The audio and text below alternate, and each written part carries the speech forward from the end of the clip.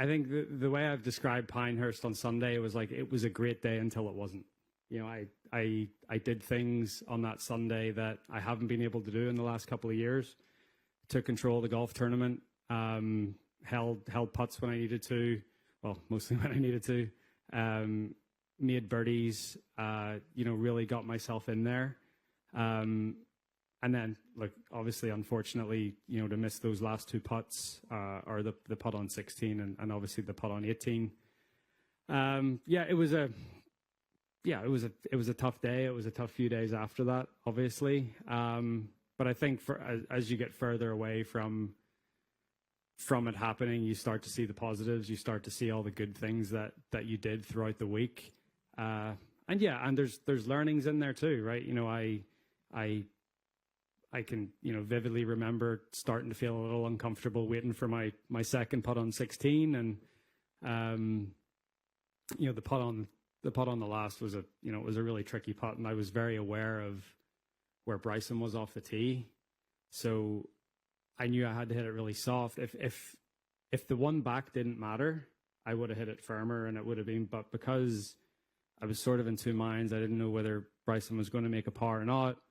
It was one of those ones where I just had to make sure that if the putt didn't go in, that it wasn't going 10 feet by, which it very easily could have. So, thinking back, I was probably maybe a little too aware of where Bryson was and what he was doing. But I think it was the nature of the golf course and how the golf course flowed, and how, after the 14th tee, you're sort of looking at 13 green, and then I had to wait on my tee shot on 15 before he hit, to let him hit his second shot into 14. And, there was just the way the course flowed. It just made me very aware of what he was doing at the same time. So it sort of got me out of my own little world a little bit. But no, I mean, I look back on that day, just like I look back on some of my toughest moments in my career, and I'll learn a lot from it.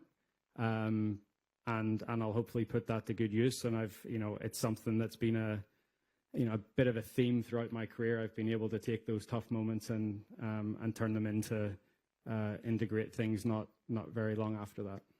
Yeah, it was okay. I went home on Sunday night, and then I actually spent Monday night, Tuesday, and Wednesday in Manhattan, which was sort of planned anyway, because obviously I was going to go play the Travelers and ended up not doing that. So I went to Manhattan, which was nice. It was nice to sort of blend into the city a little bit, and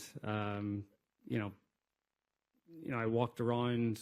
I walked the High Line a couple of times. I made a few phone calls. Sort of was alone with my thoughts for a couple of days, which was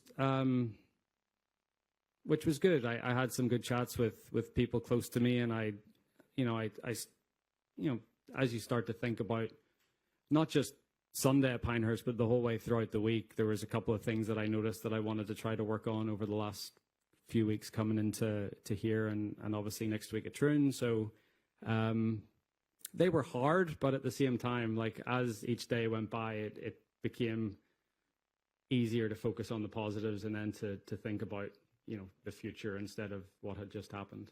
Yeah, I mean, look, I still think about the short miss putt that I missed at Cron-sur-Sierre in 2008 in a playoff. So, like, you think about all of them. And I was probably more devastated after that because it was my rookie year on tour. I hadn't won yet. So, I mean, I remember feeling like really bad after that for like, a good week. I didn't, I stewed on what happened to Pinehurst for a couple of days, but then, thankfully, I can go home and look at what I've achieved in the game and sort of feel okay about myself. So, look, it was a great opportunity. It passed me by, but hopefully when I get that next opportunity, it won't pass me by. Yeah, I just left it the wrong side of the hole, and it got above the hole. That where the hole was cut was on top of a little slope, and it had got pretty dry and crusty around the hole. And the chip shot just, ran out a little bit and got past the hole. So it was I hit that putt very, very easy, and it, obviously just missed on the low side, and it still went a good, 3 or 4 feet by. So I was probably playing it I don't know, probably two and a half cups left, with a, whatever it was, 3.5 foot putt. So there was a lot of swing to it, especially with how easy I was hitting it. And, as I said, if it was match play and the next one coming back didn't matter, I would have approached the putt differently. But because of, knowing that Bryson had hit it left off the tee, I just sort of wanted to make sure that, if there was still a chance of a playoff, that I was at least going to be that. So, do you have any regrets about the way you left after the round rather than staying and speaking to anyone? Absolutely not. No.